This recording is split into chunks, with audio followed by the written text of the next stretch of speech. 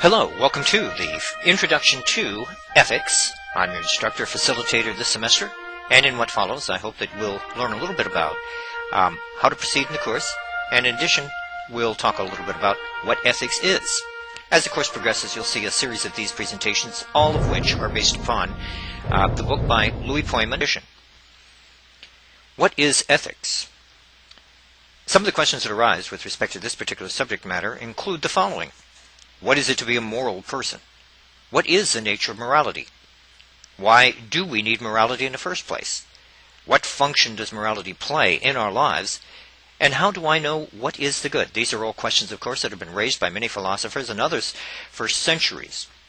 And it doesn't matter really where you live, what culture you live in, what part of the world you live in, north, south, east, or west. Sooner or later, everybody attacks one or so of these questions in their lifetime and tries to find a fitting answer. When we talk specifically about ethics, we ask questions, and we will be continuously trying to consider these kinds of questions as the course proceeds. Are moral principles absolute? Are moral principles relative to social groups or individual decisions? Is what we call morality only in the view, that is to say subjectively, of the person who is or seeks morality? Is there a time for me to act immorally? Might there be some circumstances under which I perhaps should act immorally? And how can I justify my moral beliefs? And it's this last one that has principally to do with philosophical justification in the form of using critical thinking and logic in order to justify assertions that are made from an ethical or moral point of view. When we talk about what ethics is, we're asking really, what is the basis of morality? We would want to know what ethical theory best justifies and explains moral life. What is morality's relationship with religion, law, social etiquette? Are they all the same thing, or are they slightly different? Let's talk about the etymological meaning of the term moral.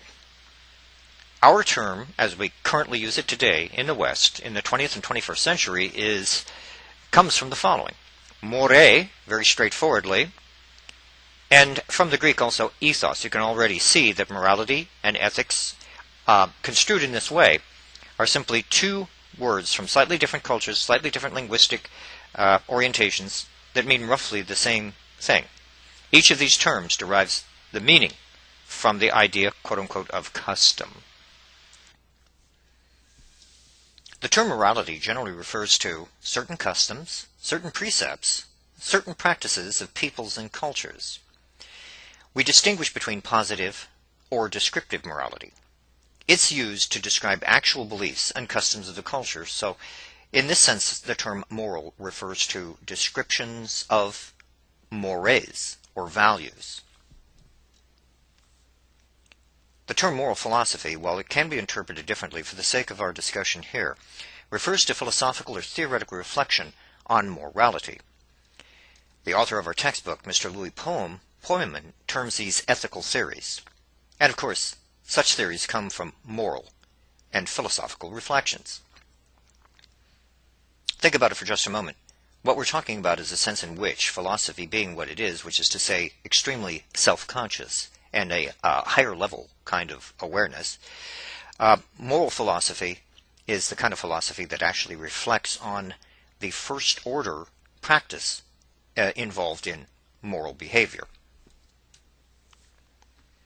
The term ethics generally refers to the whole domain of morality and moral philosophy. So in other words, ethics is a rather large container for at least two subcontainers, one of which is morality and the other of which is moral philosophy.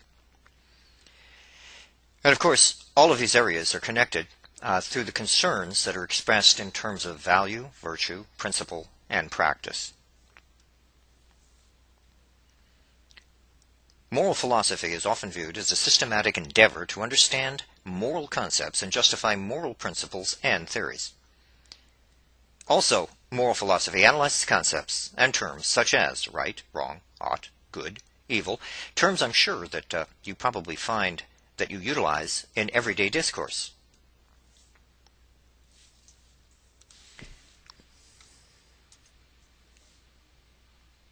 Moral philosophy, it can be said also, seeks to establish principles of right behavior to serve as a guide for individuals and groups. It also investigates which values and virtues are important for a worthwhile life in society. Now, it's often the case that we find, when we discuss matters such as this, that non-philosophers don't use the term virtue in quite the same way, perhaps as moral philosophers use it, and as the course progresses, we'll see the various ways in which a term like virtue can connect back up to its origins, particularly in Greek philosophy, and especially the philosophy of Aristotle. What we call moral precepts, that is to say imperatives, rules by means of which we are to live, concern that which we call social norms. There is what is called a normative aspect. Normative types of declarations, statements, imperatives actually serve as guides, guiding statements, guiding assertions. They function in a manner that's very similar to assertions that religion, law, and social etiquette promote. However, morality still functions a little bit differently in religion, law, and social etiquette. If we take a look more specifically at morality and religion, it seems that just as a matter of practical observation, morality is usually essential to a specific religion's practice. The idea being, of course, that whenever you find a religious phenomenon or a religious practice, you're probably going to see that there's some implicit moral code of conduct or standard there. Moral principles involved are grounded oftentimes in revelation, some form of divine authority, pertaining to the particular religious belief and metaphysical system advanced by a specific religious practice.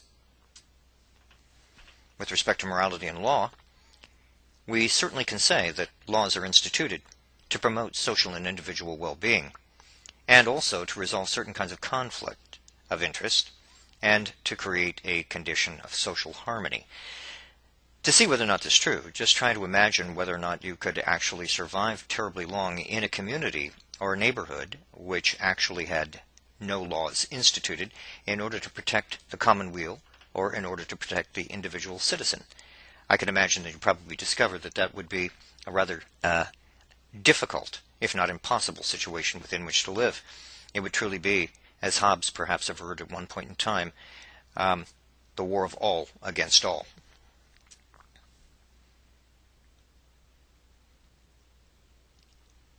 In terms of morality and law, it's true that ethics may judge that some laws are immoral without denying that those same laws are valid laws. What is meant by this is that morality and law, like religion and law, are entirely distinct things, but they're interwoven to some extent. It's possible that laws that get passed are just like it's possible that some laws that have been passed, and maybe will continue to be passed, are unjust. How would we tell if they're unjust? We'd have to appeal to a standard of morality, meaning to some extent that morality and law are not the same thing.